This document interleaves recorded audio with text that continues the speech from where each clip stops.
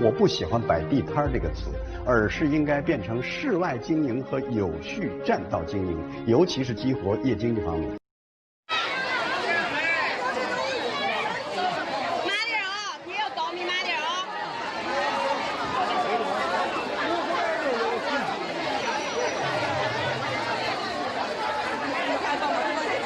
这个小区的住在小区的这个几楼的穿的绿色的裤子，那个紫黑色的那个衣服的小孩子是哪一层的孩子啊？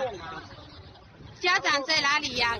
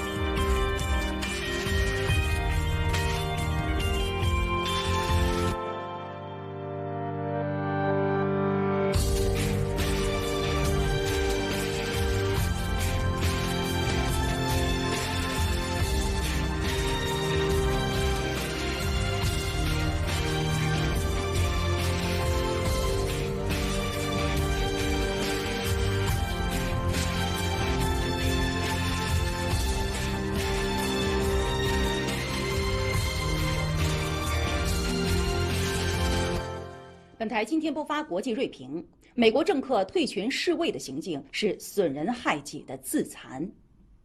锐评指出，不合无意就退群是美国政府近年来在国际社会的一贯套路。全球合作的潮流浩浩汤汤，世卫组织并不会因为美国的退出而停止运转，但美国民众的生命则会因美国政客疯狂、短视、自私的决定而面临更大的危险。我们看到现在是在佛山的最中心祖庙位置，它的商业圈会是什么样的状态？现在是下午的2点，这个也是倒下了出租，那应该是没拆迁，还是在出租。这里也是有卖童装的，还有卖其他的，但是这可能是一角吧。我们去最高大厦看一下。我们现在上的是3楼的铺位，就已经控制率很高了。我们可以看一下，这些位置是没有出租的。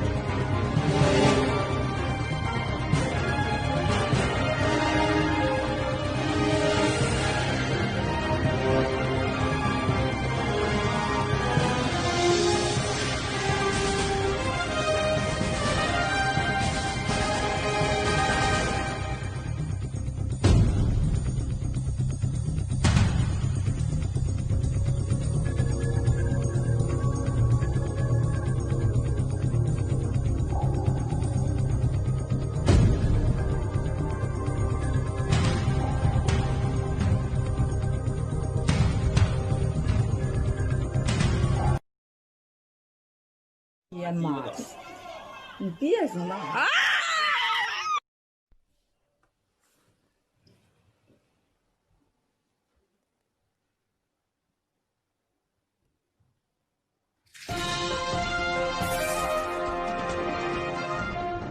！Well, look, yesterday I think you saw the two alternative futures for America. In the launch in Cape Kennedy, you saw the opportunities of America leading the fourth industrial revolution. American capital, American workers, American made. And late at night, you saw what could happen of breaking down to anarchy and racial division. This is all incumbent. You talk about law and order. It's law and order predicated upon a robust economy.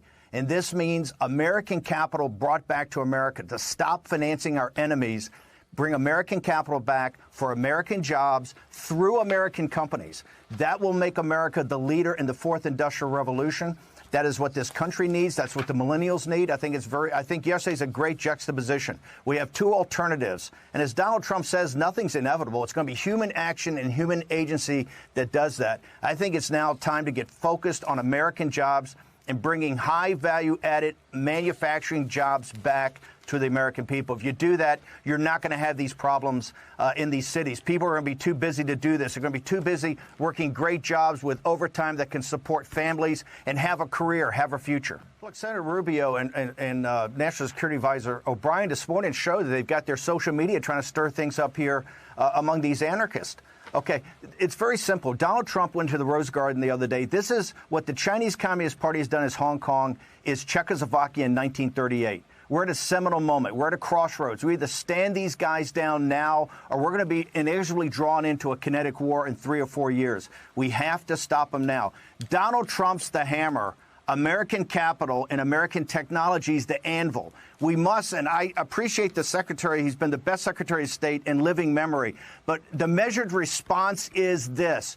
No access to American capital. No access to American technology. The Chinese Communist Party is an enemy to their people. They're an enemy to the people of the United States. They're an enemy to mankind. They have shown this by how they've done what they did on this pandemic. It's outrageous. Here's what has to happen. We have many different bills up, but we have every ability to cut them off from delisting and deregistering American companies, get them out of these indexes, get them out of these ETFs. Also, sanction the banks in Hong Kong. Sanction the banks. Cut them off from any dollar-denominated transactions. Start to use the Majinsky Act against their senior people.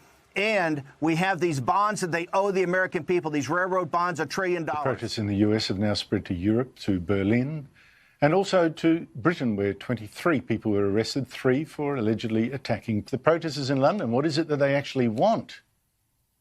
You know, to legitimate protesters in America who are protesting against his killing. But what they're also doing is excusing or even justifying some of the looting that we've seen. And, you know, there are few people I disrespect more than middle-class leftists, university-educated anarchists, which most of these protesters in London were. You know, those kinds of people, when they justify looting that causes serious economic harm to poor black communities, I think that's really actually quite nauseating. And they're offering these convoluted justifications for what is an incredibly destructive form of behavior. And we've all seen videos of black people in the US saying, please stop destroying our communities. I think it's incredibly Amid steadily rising tensions, the U.S. Secretary of State says China is using the tactical situation on the ground to its advantage, as seen with China's border with India. Speaking with Fox News, Washington's top diplomat Mike Pompeo said the Chinese Communist Party has been making such efforts for a long time and that General Xi Jinping is intent on building out his military capabilities. Pompeo added that the State Department is doing everything to make sure that it understands this threat. He also said he is confident that the U.S. national security establishment will keep it in a position to protect Americans while staying good partners with South Korea, India, Australia, and others.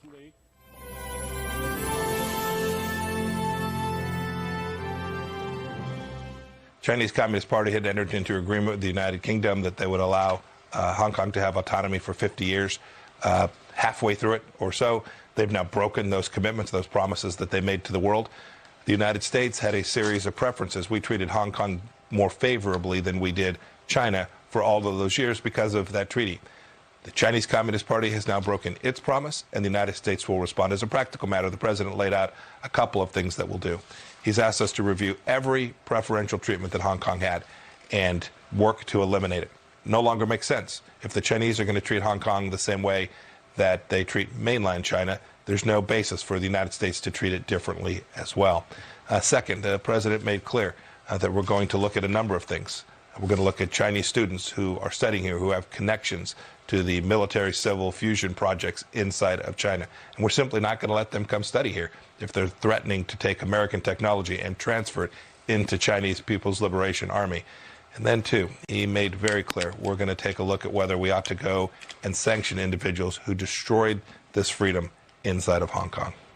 The United States Navy is planning to return to its former base in the Philippines under a commercial deal, the Philippine Navy chief said on Sunday, May 10, after an American equity firm and an Australian shipbuilder expressed keen interest in taking over the Subic shipyard from a bankrupt South Korean company. That the two companies are in the final stages of negotiations with the Philippine government and several banks to take over the operations of Hanjin. You know, people from all across the country are looking in. This is the time we look to our leader. We want this to stop. How does the president fix this? Yeah, this president has been very clear that we need law and order in this country. He's taken extraordinary action, talking about activating the National Guard, as we saw happen in Minnesota, criminalizing interstate travel that is geared towards inciting violence, making sure that those individuals are prosecuted, labeling Antifa as a domestic terrorist entity that will be prosecuted as such. This president's taken bold action. This is the law and order president. Going back to his convention speech, he's always been about law and order in this country, and he's taking every single possible action to ensure that our streets are safe. Because what this does, this demeans the peaceful protesters who have a legitimate grievance when we see angry mob mentality take over and those horrific images of businesses burning and fires in the streets of this country.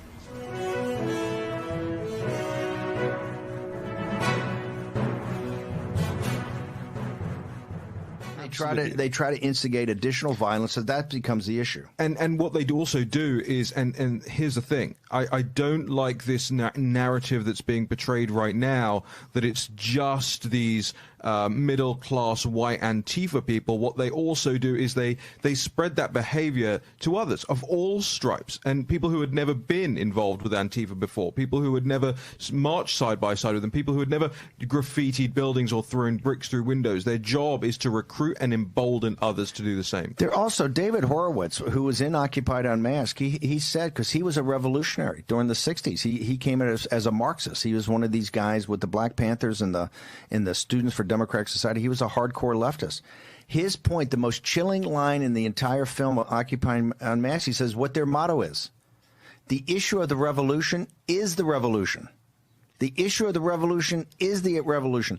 There is nothing you can go down to the Antifa guys today. There's no set of issues. There's no set of issues that you can sit there and talk to them about. There'll be other issues. The point of the Antifa is the revolution. Let's bring in Jim Schultz now, former of the White House Counsel's Office and one-time contributor to CNN. Although I don't see a lot of Jim, I don't see a lot of your mug on CNN anymore. They can't say this about pandemic. Now it should be your wheelhouse. When are you going to get back on CNN? Do we have Jim? Okay, Vish, let's go on top of Jim, this. but Jim doesn't have us. Okay, let's go to. Let me do a little bit of more of an explainer here, because in fact I was kind of hoping that would happen, so I'd get a little bit more mic time, because this is important about what we're seeing in terms. You say organization.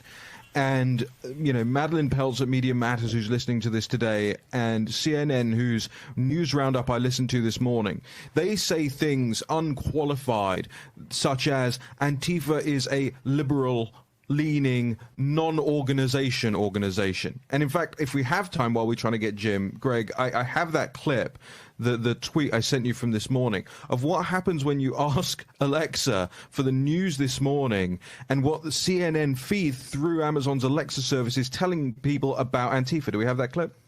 To the widespread protests, President Trump has said the United States will designate Antifa as a terrorist organization. Antifa, which stands for anti-fascist, is a broad, decentralized group of people with liberal-leaning beliefs. Experts say the government has no existing liberal leaning beliefs.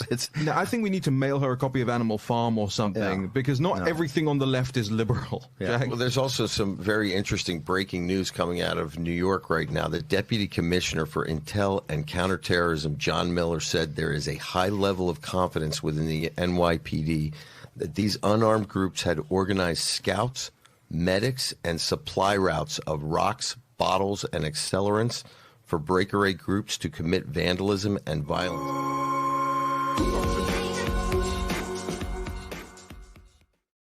现在我发现任何人攻击我们中国人，我都受不了。你们只有一个敌人，共产党。如果你不攻共产党的话，你攻击任何海外的中国人，都不是爆料革命的战友，啊，用不着你攻，啊，海外的华人，你包括那梁万基那个王八蛋，那是典型的。还有那个叫周什么那个货，还有派杀手去杀我那货，他在大街上被摁倒揍，我一定是帮他去打别人去，因为这是个起码的一个人性。他好他坏，很大原因，我说包括这些孩子在海外，他们100%都是受害者，包括那小粉红。如果从小开始成长，是一个有文明的、有法治的、健康的一个环境，他不会变成那小粉红。都是共产党的牺牲品，我们干嘛对他来劲啊？你对共产党来劲去呗！啊！我再重申一遍，亲爱的兄弟，我求求大家了，爆料革命的战友们，你们要不砸共产党，你谁都别砸了。主流共产党上厕所时间砸亲民贼，我们来自中国，中国是我们的爹，黄皮肤是我们的娘。严格讲，走到海外，所有的华人，我们共同的爹，共同的娘，爹就是国，娘就是黄皮肤，你改变不了。没事的战友，你不灭共，你不揭发共产党，你不搞冠状病毒，你不为香港发声，你替香港孩子发声，你就不要砸别人。我只要发现谁砸别人，爆料我一定出来阻止你。